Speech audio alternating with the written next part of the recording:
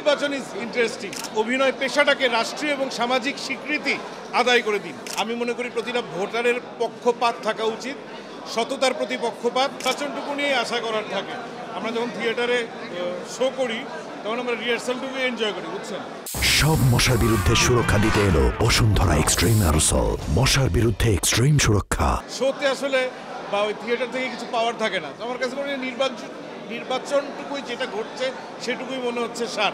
মানে আমরা পরের প্রক্রিয়ায় কতটুকু কী পাবো, বিগত সময়ে কি পেয়েছি অ্যাজ এ শিল্পী, সেগুলো নিয়ে অনেক কিছু বিচার করার অবকাশ আছে আমার মনে হয়। বাট নির্বাচন ইজ ইন্টারেস্টিং। এখানে সবাই আসতেছে, সিনিয়র অনেকের সাথে অনেকদিন পর দেখা হচ্ছে, আমাদের সমসাময়িক জুনিয়র অনেককেই দেখতে পাচ্ছি। একটা মিলন মেলা, ইটস এনজয়েবল। দেখেন, কাজ বলতে না আমরা আসলে বুঝি না। বেশিরভাগ ক্ষেত্রে সবাই মনে করে যে আমরা হয়তো কিছুটা স্বপ্নে বা বড় কোনো শপিং আউটলেটে ডিসকাউন্ট বা কোনো একটা বড় বুটিক হাউসে ডিসকাউন্ট, আর্টিস্টদের জন্য বা একটা হসপিটালে ডিসকাউন্ট, চিকিৎসা ওরিয়েন্টেড ডিসকাউন্ট এরকম মনে করি। কিন্তু আমার কাছে মনে হয় যে অভিনয় শিল্পীদের জন্য যদি নির্বাচিত প্রতিনিধিরা কিছু করার আসলেই ইচ্ছা রাখেন, সবার আগে তারা এই অভিনয় পেশাটাকে রাষ্ট্রীয় এবং সামাজিক স্বীকৃতি আদায় করে দিন।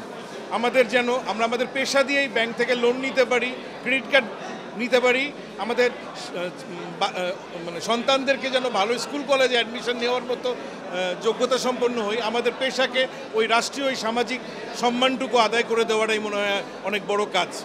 এরকম যদি ঘটে থাকে খুবই দুঃখজনক। আমাদের শিল্পী সুলভ সহনশীলতা নিয়ে যে কোনো সময়কে মোকাবেলা করা উচিত। আজকে একটা নির্বাচন নিয়ে যদি আমরা সাংবাদিকদের গায়ে হাত তুলি, আমরা এর থেকে বড় যখন কোনো কর্মকাণ্ডের সাথে সম্পৃক্ত থাকবো তখন আমরা কী করব? এটা অবশ্যই অনভিপ্রেত, এটা মোটেও করা উচিত হয়নি এবং যারা করেছেন তাদের হয়ে আমি একজন শিল্পী হিসেবে দুঃখ প্রকাশ করছি। আর নির্বাচনের সবচেয়ে বড় বিষয়, আমি কিন্তু আসলে এখানে নিরপেক্ষ না। আমি অ্যাজ এ ভোটার, আমি মনে করি প্রতিটা ভোটারের পক্ষপাত থাকা উচিত, সততার প্রতি পক্ষপাত, নিবেদিতর প্রতি পক্ষপাত এবং আসল কর্মী যে সংগঠনের মঙ্গল চায় তার প্রতি পক্ষপাত। সে কারণে আমি আসলে এই সভাপতি প্রার্থী আজাদ আবুল কালামের প্রতি আমার সমর্থন। আমি এখানে আসলে আমার ন্যায় বিচার এইটাই বিচার করাচ্ছে যে আমার আসলে সত্যের পক্ষে থাকা উচিত, আমার আসলে ন্যায়নিষ্ঠার সাথে থাকা উচিত। ধন্যবাদ সবাইকে।